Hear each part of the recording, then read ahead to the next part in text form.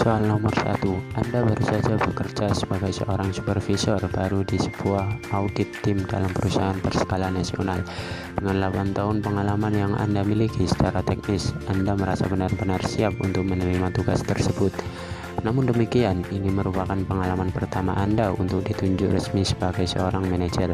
Saat ini segala sesuatu menjadi rumit karena tim yang seharusnya terdiri dari 12 orang tersebut baru 5 orang yang terisi. Atasan Anda menginginkan tim yang akan Anda bentuk sedapat mungkin beraneka ragam. Bagaimana Anda akan menggunakan dan mengembangkan keterampilan manajerial Anda sehingga Anda berhasil mengelola tim yang beraneka ragam tersebut? Perlu diingat, di samping pengetahuan tentang peran-peran manajerial, fungsi perencanaan dan pengorganisasian sangat membantu dalam menyelesaikan masalah tersebut. Jawaban: saya akan mengerahkan seluruh kemampuan saya dalam menjalankan tugas ini. Saya akan mencoba berkoordinasi dengan tim saya dan menentukan langkah yang akan diambil. Dan saya juga harus memahami tim saya yang beraneka ragam dengan baik, agar saya dapat menentukan tugas yang tepat kepada tiap-tiap anggota tim saya. Nomor 2,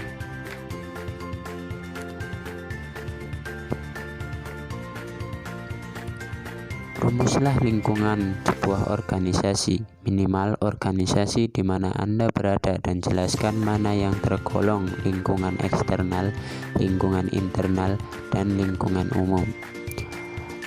Nomor 2, apa itu ketidakpastian lingkungan? Bagaimana Anda dapat meminimalkan ketidakpastian tersebut? Nomor 3, globalisasi manajemen mengharuskan para manajer untuk bertindak dan bersikap global. Mengapa organisasi harus terlibat dalam persaingan global? Apa dampak terhadap budaya kerja organisasi? Jawaban nomor 2 dan soal pertama. Contoh organisasi di sekitar saya seperti Karang Taruna. Lingkungan internal merupakan para anggota Karang Taruna termasuk saya.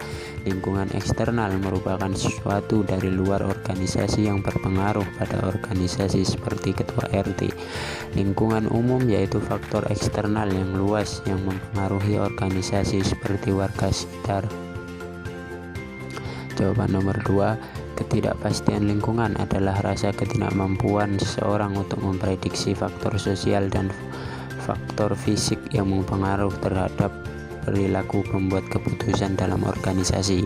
Saya akan meminimalisir ketidakpastian lingkungan dengan cara belajar memahami faktor sosial dan faktor fisik agar dapat menghindari ketidakpastian lingkungan. Nomor 3, mengapa organisasi harus terlibat dalam persaingan global?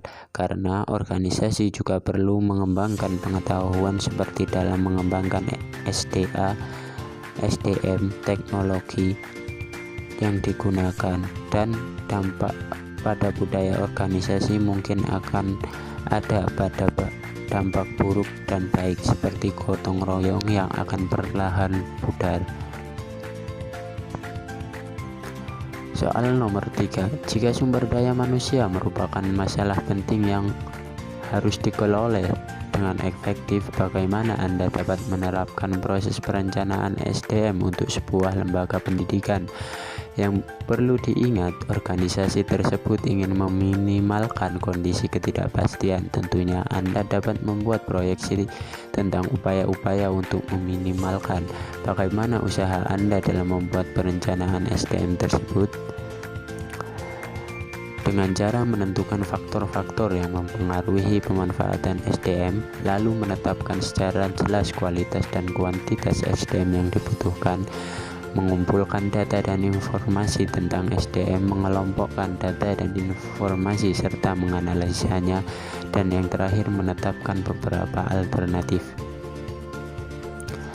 Soal nomor 4, perusahaan penghasil alat permainan anak ingin mengembangkan daerah pemasaran kedua daerah baru yang dianggap potensial, yaitu Malang dan Surabaya. Sebelumnya, Perusahaan telah beroperasi di daerah Bandung, Medan, Jogja, dan Semarang. Perusahaan juga sedang mempertimbangkan untuk mengembangkan satu jenis produk terbaru, yaitu pakaian seragam anak-anak, sehingga jenis produknya bertambah menjadi 3, yaitu alat permainan, minuman, dan pakaian. Berdasarkan informasi tersebut, jenis struktur organisasi apa yang tepat untuk perusahaan tersebut, dan gambarkanlah dengan jelas bentuk organisasi yang Anda maksud. Struktur organisasi divisional.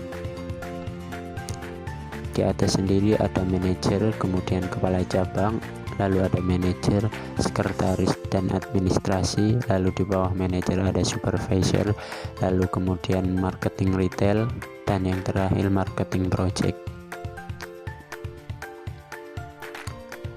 Soal nomor 5, berhubungan dengan soal nomor 4, setiap strategi yang ditetapkan akan berdampak pada pertumbuhan struktur organisasi. Jelaskan maksud dari pernyataan tersebut. Karena strategi akan menentukan bagaimana struktur organisasi dan baiknya struktur organisasi diciptakan dan sebaliknya. Struktur organisasi diciptakan mengikuti strategi yang ada. Sekian dari saya, terima kasih.